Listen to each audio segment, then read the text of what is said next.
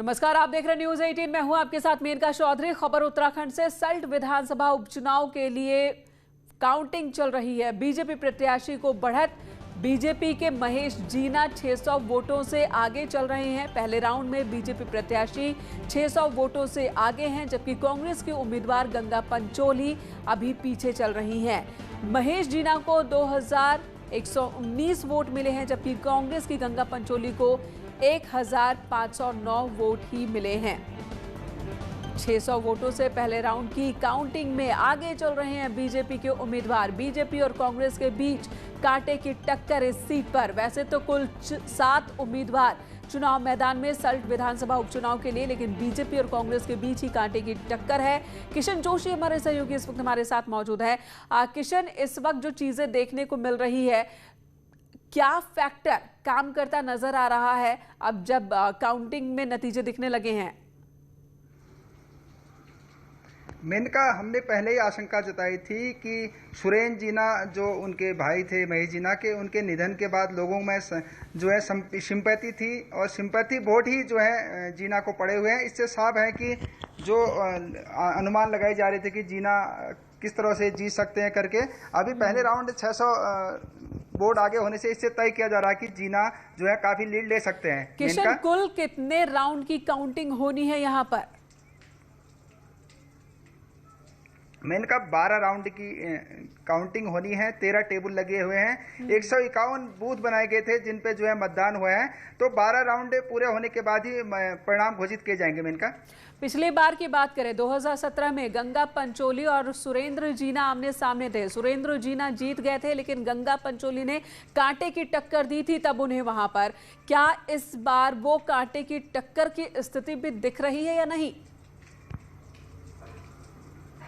मेनका, पहले राउंड को देखते हुए तो कांटे की टक्कर नहीं लग रही है, क्योंकि अभी तो कुछ ही बूथ खुले हुए हैं। ये माना जा रहा है कि ये जो बूथ खुले हुए, पिछली बार भी भाजपा इन बूथों से जीती थी, लेकिन अब जब अन्य बूथ खुलेंगे, वो कांग्रेस वाले क्षेत्र के हों या गंगा पंचोली के स्थानीय क्षेत्र के हों, तो उससे साफ स्थितियां तय होंगी कि कहां को मतदान का परिणाम जाएगा, क्या अंतर रहेगा, कांटे की टक्कर रहेगी। ये सब कुछ ही क्षणों में देखने को मिलेगा।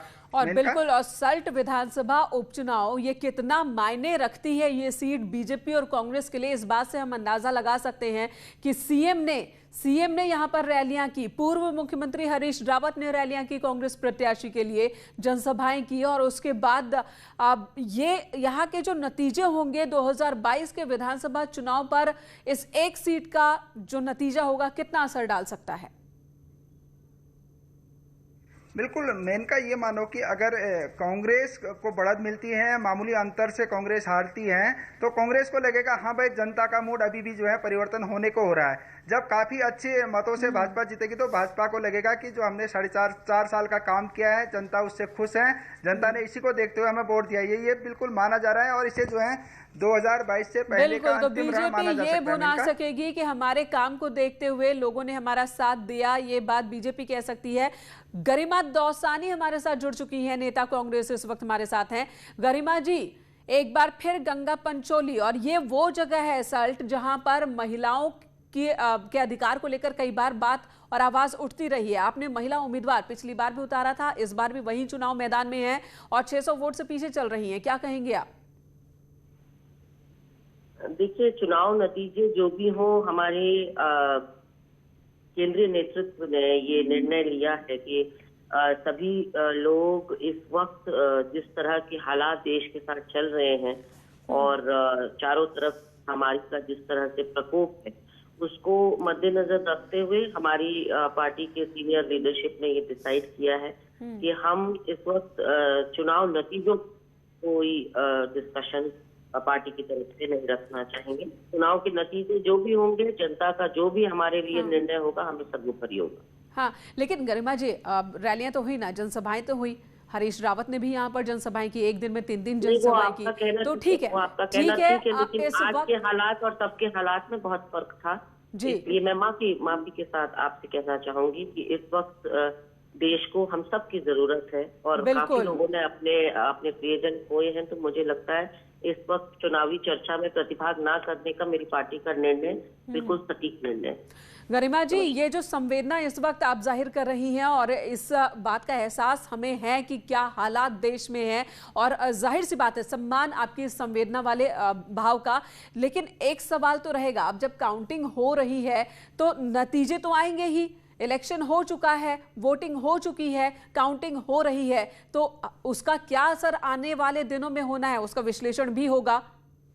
नहीं, मैं आप पर सवाल नहीं उठा रही हूँ। आप अपना काम बखूबी कर रहे हैं। चुनाव आयोग ने काउंटिंग का दिन तय किया था, नतीजों का दिन तय किया था, तो आपका भी जिम्मेदारी है कि आप जनता को उसके नतीजे बताएं। बिल्कुल गरिमा जी, और यही वजह है आज जो नतीजे आते हैं। बहुत सिंपल सा सवाल, 2022 पर इसका कोई असर आप देख पा रही हैं? मैडम, जैसा कि मैंने कहा कि इस पर कोई कमेंट मैं नहीं करना चाहूंगी।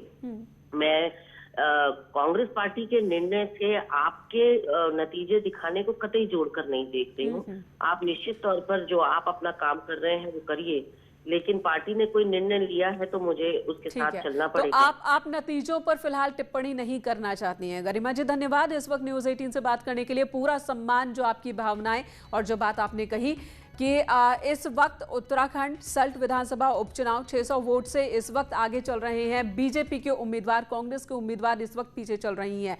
नतीजे क्या होते हैं वो भी हम आपको बताएंगे, और इसी बीच बात कर लेते हैं जो सबसे बड़ा संकट इस वक्त देश के सामने है, और वो संकट है कोरोना महामारी।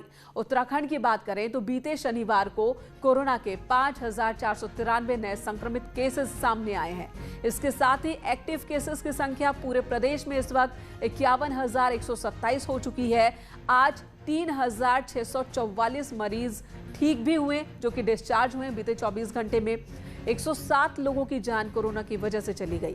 स्वास्थ्य विभाग की रिपोर्ट के मुताबिक देहरादून जिले में सबसे ज्यादा 2,266, जबकि हरिद्वार में 578, नैनीताल में 810, उधम सिंह नगर में 503, पौड़ी में 330, टिहरी में 153 और रुद्रप्रयाग में 59 मामले सामने आए। पिथौरागढ़ में 135, उत्तरकाशी में 106, अल्मोड़ा में 136 और चमोली में 116 कोरोना केसेस सामने आए हैं।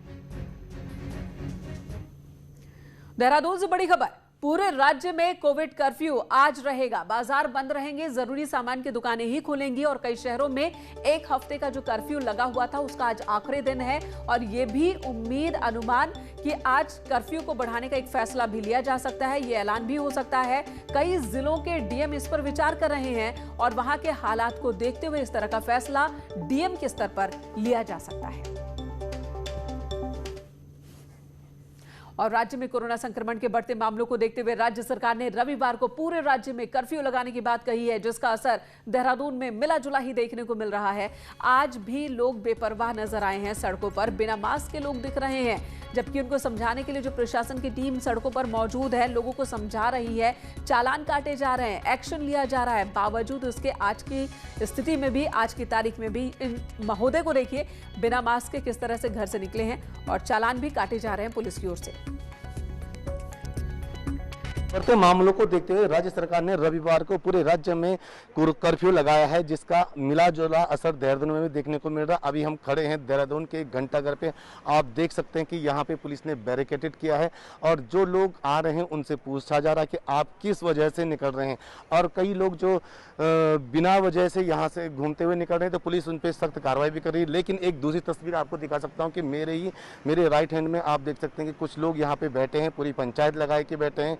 कई लोगों ने उनमें मास्क भी नहीं पहना है, यानी कि कितने बेपरवाह और लापरवाह लोग दिखने को आज ही मिल रहे हैं। लेकिन पुलिस इन पे कोई भी सख्त कदम नहीं उठा रही, यानी कि हम ये कह सकते हैं कि जो उत्तराखंड में ये कर्फ्यू लगा है, इसका एक मिला जुला असर आज देहरादून में भी देखने को मिल रहा है।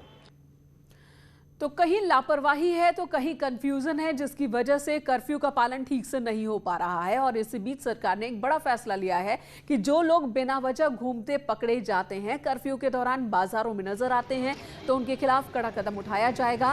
कैबिनेट मंत्री हरक सिंह रावत ने कहा कि कर्फ्यू लगे होने के बाद भी बेफिजूल सड़कों पर घूम रहे लोगों के खिलाफ कड़ा एक्शन लिया जाएगा क्योंकि इनसे संक्रमण का खतरा बढ़ रहा है। पौड़ी क्षेत्र के प्रभारी मंत्री हरक सिंह रावत ने कहा कि अगर ऐसे ही हालात रहें तो सरकार आने वाले दिनों में और भी सख्त नियम बना सकती है। उन्होंने कहा कि सरकार नहीं चाहती कि डंडे के दम पर लोगों को नियमों का पालन करवाया जाए, लेकिन अगर हालात इसी तरह से रहें तो जोर भी लगाना पड़ेगा। हम नहीं चाहते कि हम डंडे के बलबूते पर और सख्ताई के बलबूते पर इस कर्फ्यू का पालन करें, और जरूरत पड़ेगी, लोग नहीं मानेंगे तो मजबूरी है फिर सरकार की मजबूरी है। फिर लोग कहेंगे कि साहब हमारे साथ अन्याय हो रहा है, हमको नहीं निकलने दिया जा रहा है।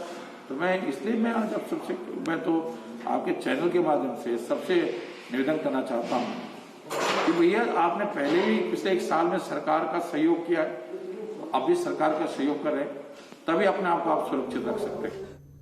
तो सरकार कह रही है कि अभी निवेदन और नियम फिर भी बात नहीं माने लोग तो होगी कार्रवाई। लगातार बढ़ते कोरोना केसेस की वजह से संकट गहरा गया है। स्वास्थ्य सेवाओं को लेकर भी सवाल उठ रहे हैं। इस बीच कैबिनेट मंत्री हरक सिंह रावत ने लोगों से शादी समारोह फिलहाल टाल देने की अपील की है।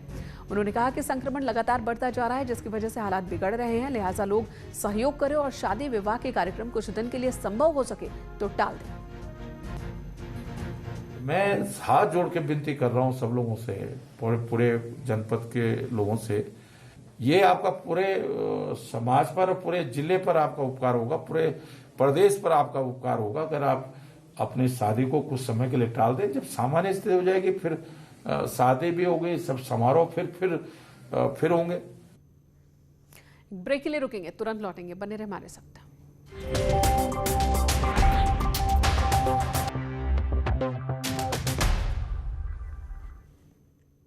ब्रेक के बाद स्वागत आपका एक बार फिर से। पौड़ी में कोरोना जांच के लिए सैंपलिंग के दौरान झूठी जानकारी देने वालों के खिलाफ जिला प्रशासन तैयारी में है कि कार्रवाई करे। मुकदमा दर्ज करने की चेतावनी दी गई है। डीएम ने ऐसे लोगों के खिलाफ एफआईआर दर्ज करने के आदेश दे दिए हैं। जानकारी में कोई मामला आता है, उस पर कोविड के जो नियमावली है, अधिनियम है, उसमें मुकदमा भी हम दर्ज कर सकते हैं, क्योंकि आपके वजह से आपके आसपास के मोहल्ले में कोविड का संक्रमण खतरा बढ़ा है और अन्य व्यक्ति भी आपके खिलाफ मुकदमा दर्ज करा सकते हैं ऐसी जानकारी प्राप्त होने पर। तो आप बिल्कुल इसका संज्ञान लें और कोई भी गलत काम में अपने आप को लिप्त ना करें। इधर हरिद्वार में अंतिम संस्कार के बाद मृतक के बेटे से 80,000 रुपए मांगने के मामले में कार्रवाई हुई है और एम्बुलेंस को सीज कर दिया गया है। ड्राइवर के खिलाफ मुकदमा भी दर्ज हुआ है। दरअसल यहां पर एक व्यक्ति की कोरोना से मौत हो गई थी। उसका बेटा विदेश में रहता है, इसलिए अंतिम संस्कार से पहले शव को फ्रीजर वाली एम्बुलेंस में रखना पड़ा। 2 दिनों तक शव को फ्रीजर में रखने के बाद जब शव का अंतिम संस्कार किया गया तो एम्बुलेंस चालक ने मृतक के परिजनों से 80,000 रुपए मांगे। इसकी जानकारी जब प्रशासन को मिली तो एसडीएम ने मौके पर पहुंचकर एम्बुलेंस ड्राइवर के खिलाफ मुकदमा दर्ज किया है और एम्बुलेंस को सीज किया गया है। वक्त एक और ब्रेक का, खबरों का सिलसिला जारी है।